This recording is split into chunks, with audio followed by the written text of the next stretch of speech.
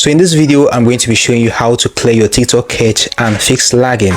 So if your TikTok is actually lagging for any reason, then you need to watch this video. So looking right here on the screen is the home page on my TikTok app. So the first step you need to take is to click on your profile like this, then head over to the three-line icon at the top right corner. When you click on that, go ahead and click on settings and privacy. So right here, you just need to scroll to the bottom. So looking here, you can see where it says cache and mobile.